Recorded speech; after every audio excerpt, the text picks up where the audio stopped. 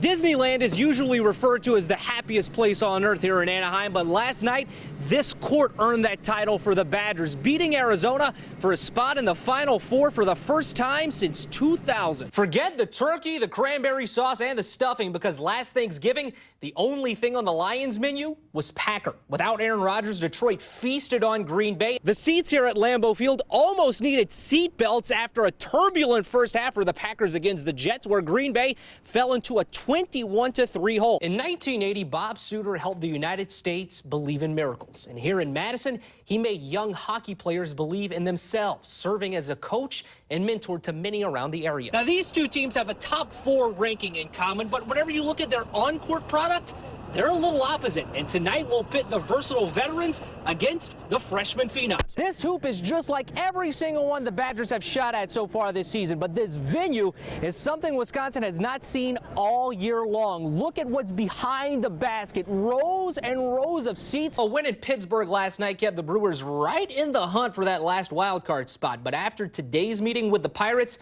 it looks like the ship has sailed on the Crew's postseason chances. One Madison company is helping fishermen across the country, giving them a better chance of catching something on the line by simply getting online. Next play, Cole McDonald has an arm. E-I-E-I, oh my goodness. He finds Jason Singer for the 42-yard touchdown. As the Packers try to cook up a winning recipe for the 2014 season, Ted Thompson decided to spice things up today, giving his sometimes bland defense a little kick by throwing in some peppers. The Pack picked up one of the biggest free agents out there this morning, signing defensive end Julius Peppers to a reported 3-year deal. This is NBC 15 Sports.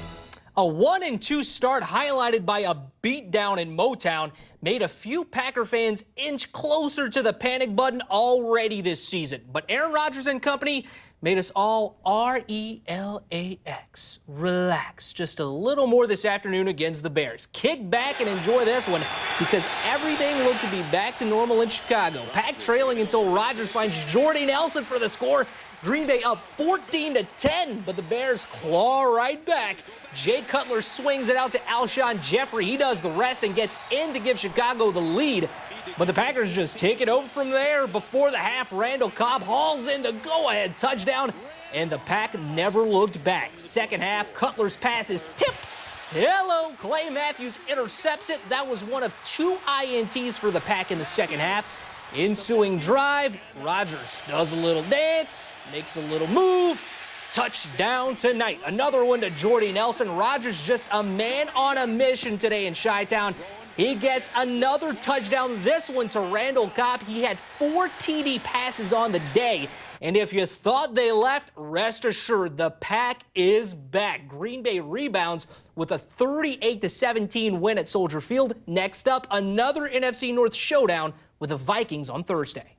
There's always going to be many freakouts along the way.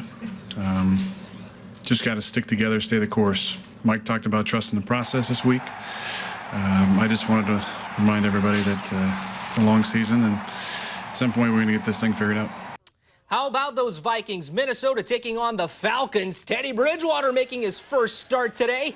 Teddy, the rookie's rushing touchdown here gives Minnesota the lead. Bridgewater would have to leave the game in the fourth quarter with a sprained ankle, but Minnesota hangs on to win 41-28. Well, with new faces in key places, we knew the Badger offense would go through a few growing pains this season, but the passing aspect will need to grow up quickly with conference play coming up. The Badgers have had their troubles through the air in their last 2 games, throwing for 160 yards or less in each of those. Miscues have plagued Wisconsin, as well as the absence of a true wide receiving corps.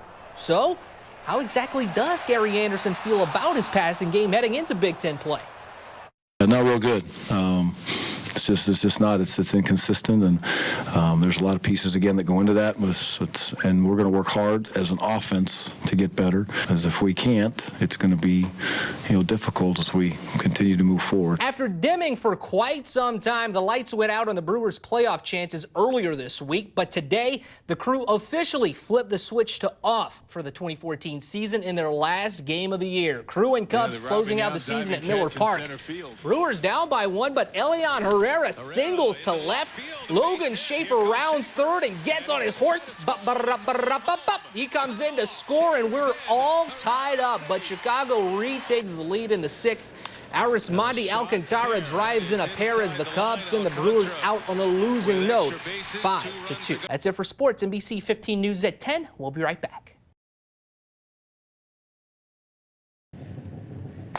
Every single one of us is put on a particular path. For Patrick McDonald, his just so happened to be that of an all-around athlete. I would try anything.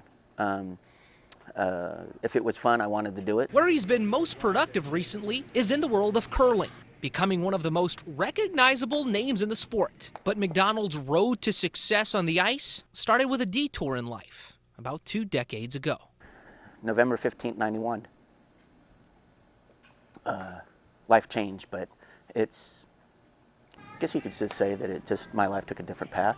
A vehicle accident while serving in the Army overseas left Patrick paralyzed. But his love of competition and drive for excellence were far from affected. Been in the chair 22 years now, and played summer sports, golfed, I played basketball. Winter sports came around, and it was like, okay, I gotta have both. Okay, curling, cool, I like it. It's strategic, and I've always been fascinated with it. As his career in curling took off, McDonald crossed paths with a familiar name in the sport here in Madison. Team USA Paralympic head coach Steve Brown. He came over and gave curling a shout just to see what it was all like, and I knew right away that this guy had some athletic ability and talent. I went out for the trials, made it as an alternate the first year, went to the World Championships, and then that was Paralympic year, so I went to Vancouver. In his first Paralympic outing, McDonald came up just short of a medal, finishing in 4th place. But soon after returning from Vancouver, Patrick made the ultimate commitment to his craft, moving his wife and 2 kids from sunny California to snowy southern Wisconsin. Steve Brown, he'd always go, all right, first question, when are you moving? So it was like, why not move to Madison for a year or 2, just to check it out. We've been here ever since. But that move has now put the Team USA captain in a position to succeed in a few weeks in Sochi as he gets set to make another run at Paralympic gold. If you do your best, then you do yourself proud and you do your country proud. We're going over there and we're going to do our best and we'll be on the podium. But even if he comes back without a medal, McDonald is still a winner to many, serving as a golden example of how to approach every day of your life. I have learned far more about life and sport through my Paralympic athletes than I've been able to coach them. They wake up with a positive attitude, not that they got a bad break in life, that, hey, I'm very happy, I'm very fortunate to be alive, I get to compete. You get to do whatever you want if you put your mind to it. Life is what you make it.